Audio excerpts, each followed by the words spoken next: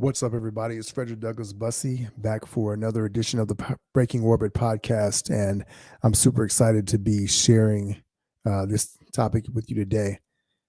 Today, we're going to be discussing the hidden elements of boredom, how it affects high achievers, why, as an entrepreneur and a leader, you need to be looking out for it, and the sneaky ways that it shows up in some unexpected ways that may be keeping you stuck, that may be forcing you to or leading you in the wrong direction, and what you can do about it.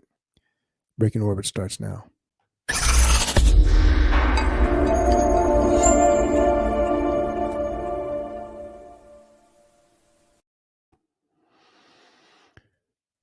So I was talking to a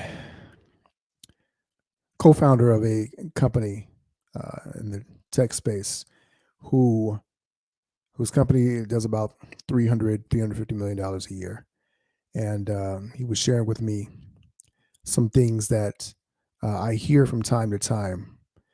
Don't always hear it so directly. Sometimes it shows up in other ways, and you're not always sure exactly what it means when you're talking about it.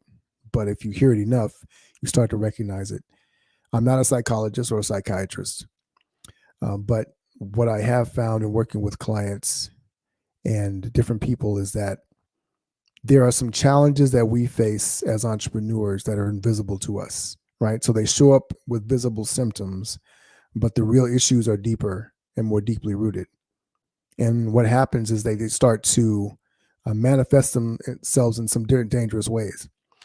And unless you understand what you're looking at, you don't really know how to ward it off, how to fight against it, how to be able to harness your powers to be able to do the things you really want to do, to crush your goals, to build your empire, to create an impact in the world, to leave your legacy, all of those things. The challenge is this. Oftentimes we are confronted with something that seems normal, and we think we have to fight it, but the way that we're fighting it is not the most optimal way, right? And so what we're talking about is boredom. And boredom can show up in many different ways. So I don't actually talk about this in my book, but the reason why I'm bringing it up is because I realized that one of the things that we wrote about in the book, or the point of the book, Breaking Orbit, is that they can actually combat this. Now, it's funny when you hear your kids talk about being bored, right? It's very different. As an adult, you're like, I'm not bored. I never get bored. I've got too much to do, too many other things that are going on.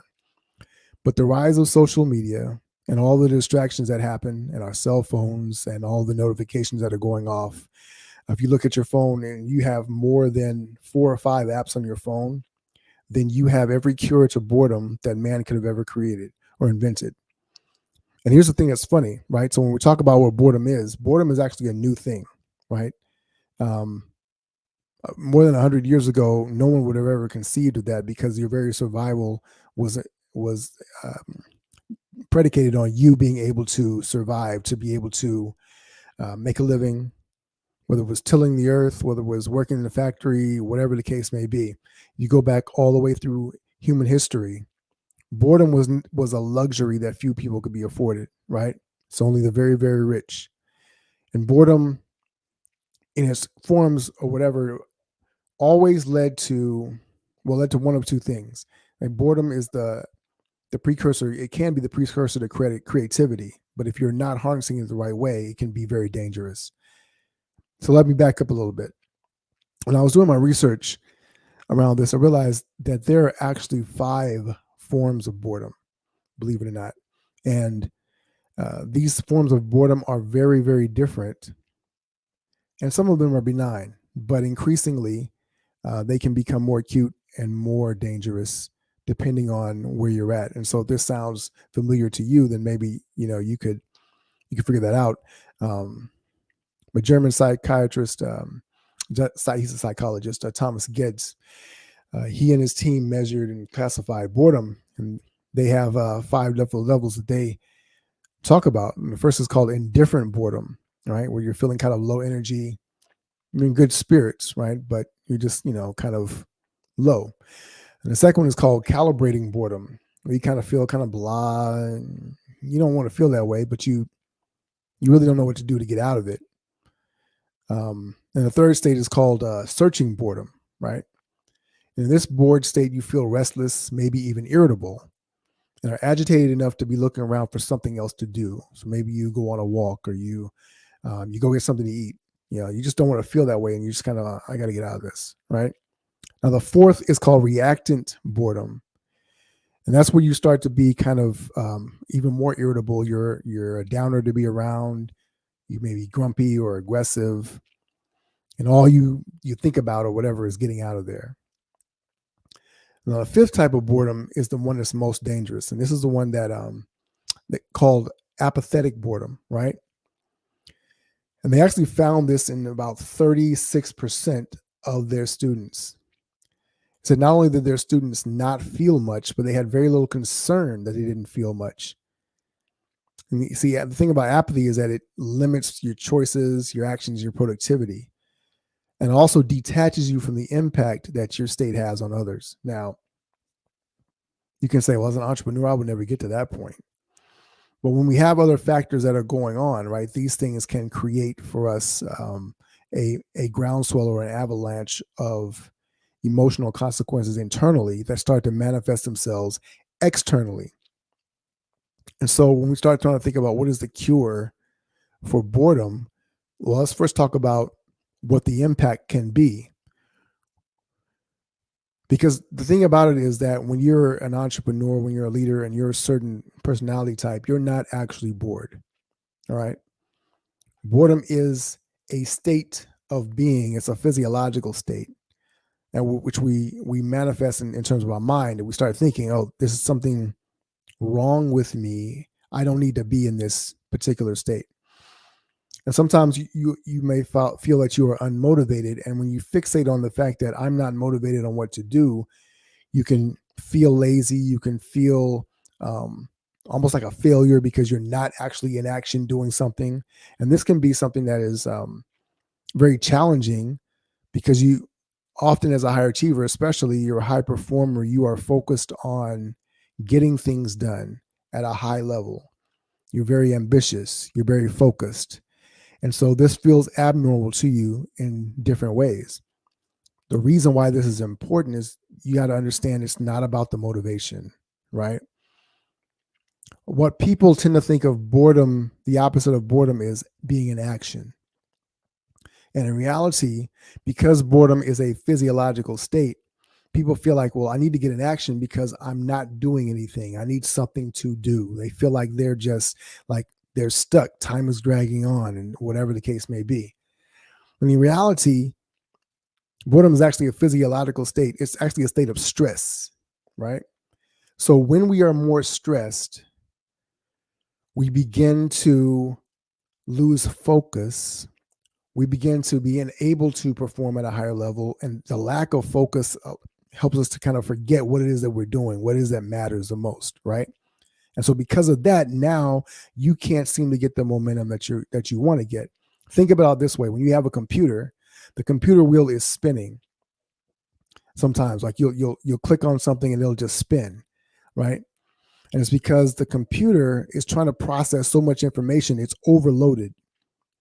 And when it's overloaded, it can't focus on the particular task. It can't run that code the way that it's supposed to, and it's just spinning. And that, what happens to us when we're watching that computer spin, that we get impatient, we get irritable.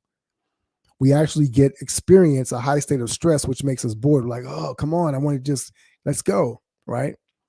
So the longer that takes, if you've ever had a Mac computer before, you know that spinning wheel is what we call a spinning wheel of death, because if it spins too long, it means that your computer is about to crash. And that is the danger as an entrepreneur or a leader. When you are experiencing boredom more and more frequently at a higher level, it means that you are particularly in a state where you could be headed for a crash, a state of disaster. And unless you have these systems in place internally and in your life, externally in your environment, to be able to support you in going forward, you are going to potentially run into some very serious risks.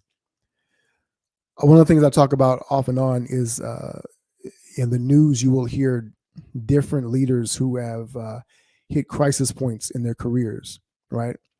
Maybe it's a moral failure. Maybe it's making some huge bet that didn't pay off, and they risked all of their empire, their business, or a substantial amount of their fortune in things that didn't go right. And one of the reasons why this happens is because as entrepreneurs, we have prided ourselves on the grind and the hustle, prided ourselves on being creative and being able to create solutions, prided ourselves on being able to produce at a high level in a way that most people are not able to do, right? And so because of that, yes, we are. My daughter's in here. Yes, you want to contribute to the podcast? We're gonna have lunch in a second, and I'll give you an apple. Okay? Yeah, but not now. Okay? I'm gonna finish doing this, and I'll come fix you some lunch. All right? I understand. It's time you go back downstairs. You need to be finishing what are you doing. Okay? Thank you. You can close the door for me. Awesome. All right. So I'll give my daughter's a perfect example. So she's 4, right? And so sometimes when she's bored, she wants to eat. And so she'll come and she's always looking for something new. And I have to distract her with something to do, which is really what the thing is that she needs to focus on anyway. But she wants something to eat because eating is a form of it's a dopamine hit. So when you have something that tastes good, it gives you that dopamine hit, and you focus on that, and it starts to create this cycle where every time I'm bored, I'm going to go get something to eat. You can see that in the pandemic happen a lot for a lot of people as they're stuck in the house. There's not a lot of activity, things to do, and when there's a lack of clarity, right? We start searching. Our minds are machines that are searching for meaning, searching for fulfillment, searching for significance. And you have a business that is going that way. What happens very often when you have a business that's going that way, what happens very often is that even though in business we like to paint this picture that when you hit a certain level, everything is running at optimal levels and everything is okay, but in reality something is always going to be broken, something's always going to be wrong. It could be a small thing, it could be a lot of small things, it can be a major dumpster fire. But what happens is if you don't have enough big fires, right, at a certain level, you start getting systems in place and things are running optimally. You have built the perfect boring business. You may get bored and you may start inventing fires to put out, bigger problems to solve, things that are not there. And you start chasing what I call chasing phantoms, right? And if you're doing that, then the challenge can be that you're actually going to blow up what you have. And we see this happen over and over again. And that there are certain underlying stories and narratives that we have in our heads when we get to certain levels. And there's also there's a reverse reward that happens when you hit certain goals, when you hit a certain target. Say you wanted to hit 8 figures in your business and you did it. And you had imagined all this time that it was going to feel so amazing, and it doesn't feel as great as it did when you were anticipating getting there, right? Which happens more often than you would think. Because of that, you start thinking, well, I need to do something bigger, something more exciting. I need another goal to lean into.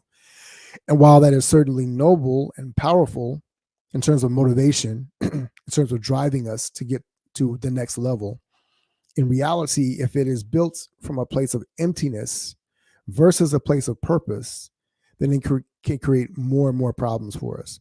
And so the challenge is, how do we maintain a focus on our purpose without being driven by boredom and negative emotions, basically that stress state? And often we can even think of stress as something that, well, we got all this stuff coming at me, right?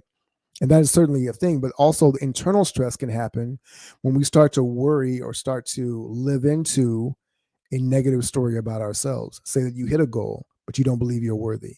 Say that you hit a goal, but you always need another level of validation. You're always imagining that people are thinking that you haven't done enough, that it's not true, whatever the case may be.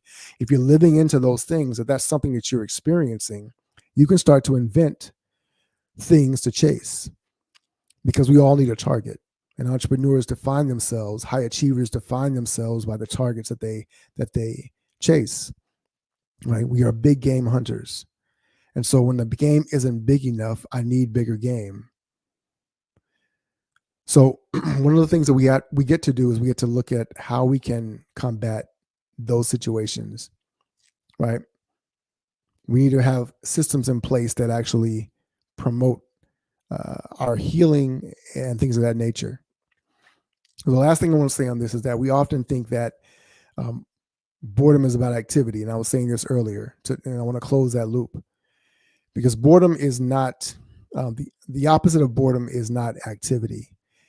The opposite of boredom is peace. The opposite of boredom is not to do more. The opposite of boredom is to be more focused and more clear and understand how you can release the stress that is actually causing that physiological state.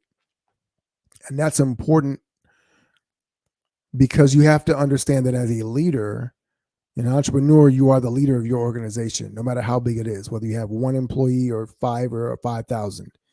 As a leader of your organization, you have a responsibility to be able to manage stress. Emotional regulation is the number one skill of high performing leaders and entrepreneurs. You have to be able to regulate your mind. You have to be able to regulate your emotions and your thoughts so you can be clear on the next steps to take, how you can delegate responsibility, how you can focus and lead, how you can articulate the vision, how you can be clear about what the next best step is to take so your business can continue to maintain momentum and to move forward. So if you're watching this live or watching this on replay, I'm curious to know what your thoughts are, your feedback, your comments. Have you ever experienced boredom? Which of the 5 states of boredom have you experienced most recently, or are you experiencing most frequently? And if this is a challenge for you, then what could you do to be able to move from one state to the next? If you would like support in this, reach out to me, send me a message on Facebook or in LinkedIn, drop a comment on YouTube. There's always a space for you to be supported, and you don't have to be stuck where you are. It doesn't mean that you have to be in a state of panic, but you do need to understand that for leaders who stay in this state too long, you can begin to manufacture crises. You can begin to chase that dopamine, the ability to be a superhero by saving the burning building, by setting the building on fire yourself. And if you're not clear if you're there or not, then maybe that's worth a conversation. But being able to explore and assess that is important for you to be able to move forward. Whatever the case may be, you don't have to stay stuck where you are. You have the ability to be able to make that transition, to make that change, and to live into the next great version of yourself. Hopefully this has been helpful for you. I really appreciate that. Thank you for your comment.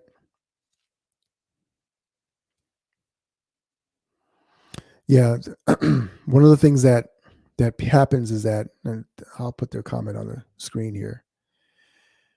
I said, I'm not really struggling with boredom as I'm a newbie with side hustles, but I can see that food has been something I've been going to calm down and get myself out of the state of doing business. So let me say this. You didn't really ask the question, but here's one of the things that how boredom manifests itself, right? Boredom can manifest itself in multiple side hustles. So there's a belief, I have to debunk this belief over and over again. Many people have been turned to believe that, millionaires build their wealth by having 7 streams of income. And the fact of the matter is that's not true. They build their wealth in one thing first and then divert their money or resources into multiple streams of income, but it's through semi-passive investments, right? So in other words, now they put their money to work, and so you can multiply it. But what happens for many entrepreneurs is that along the way, the slow pace or the monotony of success, the monotony of getting to your goal can cause you to be bored. And boredom can lead to distractions because boredom can be painful because it's a stress state, right? And so we can seek to mitigate that boredom, mitigate that stress, relieve that stress in different ways. One of the ways that we do that can be through eating. It can be through promiscuity or some other sort of addiction, whether it's drugs or drinking. It can be also through creating new businesses, because Business is a sexy thing to do, right? So if boredom is a precursor to creativity, what happens is that we want to be more creative to feel that hit of dopamine, that excitement, that rush of adrenaline, because dopamine causes, it actually produces epinephrine, which causes, which is adrenaline, right? And so we get high when we are creating something. I'm guilty of that myself. I have all these ideas for other businesses and things that I want to lean into.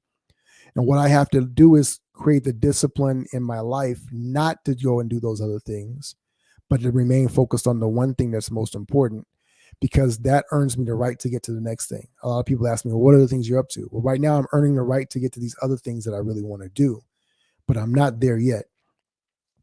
And so I'm not saying that your side hustles are necessarily born out of boredom, because a lot of times we think, well, I need another form of revenue. But here's what I do tell people. If you can get everything you want from your one business, and focusing on one thing is more efficient than focusing on 3 or 4 things or 7 or 8 things, then why are we not focused on one? And it is because we have a belief that I can't get all I want from this one thing, so I need to do more things, because we believe the lie that more equals more, doing more equals getting more. And in reality, yeah, yeah. So you get high off of creating, and then when you're not creating, you want that high. Yes, but the point of, and this is kind of it's a perfect analogy actually.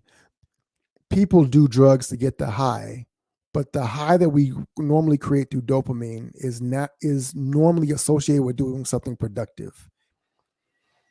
And so just because you're creating doesn't mean you're actually producing. It doesn't mean that you're not getting something out of it, but what you're getting out of it is a high, which is only it's a internal cycle, right? And so you actually don't complete the things and take them to the next level that you need to uh, be able to make them super successful. And that's probably because you can't. You can't do that because you're not being efficient with your time and with your energy. Like, remember, we only have a limited amount of time and energy and resources. And so if we are dispersing them across multiple focuses and multiple things, then we're really challenging ourselves to be able to produce in ways that work against our own natural powers. Darren had a comment. He says, we have a fear complex thinking. What if that one thing doesn't work? So we take on multiple things with the hope that one will hit instead of putting our eggs in one basket. Absolutely. And so we believe that we're hedging our bets, right? But this is not like money where you have a certain amount of money where you want to. It's actually smarter to diversify. So and remember, diversification is not about building it's not about building wealth, right? Diversification is about minimizing risk. So it says that if I am in 5 different places, I minimize losing all of the money. If I lose in one, all the other marginal gains should average it out, so I come out ahead. But what we're doing is when we're focusing on multiple hustles and multiple things, we can always be in creation mode, but we're never in completion mode. And so that actually adds to the level of stress that we have. And remember, I was talking about the spinning wheel, right, on the computer. So our brain is always spinning and spinning and spinning, and we actually heighten the state of stress that we believe is normal. And we live in a world where stress is normalized. And I actually experienced a little bit of mourning when we came out of the pandemic, because the world was in such a hurry to get back to this fast pace of making things happen. Boom, boom, boom, go, go, go, right? And so I actually enjoyed the pandemic in some ways because it allowed people to settle down, focus. People were having better conversations and things like that. Not everyone experienced that. Some people actually experienced heightened stress. Their marriages fell apart. Their businesses fell apart. Their lives fell apart. Their health fell apart, not just only because of COVID, but because the internal stress was now centralized and localized in a way that they couldn't distract themselves with all the other things. So hopefully this has been valuable for you. What we really need to be able to do is to harness our superpowers in the most powerful way, but you need to have systems internally where you can access the peace that is our normal state of being. Like stress is not our normal state, right? If you walk around in a heightened state of stress all the time, something is going to give. You're going to blow up. You're going to blow something up. Something's going to happen in that regard. But I love your comments. Thanks for your questions. If you're watching this on replay, drop a hashtag replay. Let me know what your thoughts are and what you're discovering from this whole conversation. Ultimately, we're here to serve you, and we want to make sure that we are supporting the entrepreneurs and leaders in the best way possible. As always, this has been another edition of the Breaking Orbit podcast. My name is Frederick Douglass Bussey, founder of Icon Status, where we help entrepreneurs and leaders turn sandcastles into skyscrapers. Appreciate your time. We'll see you next time. Ever forward.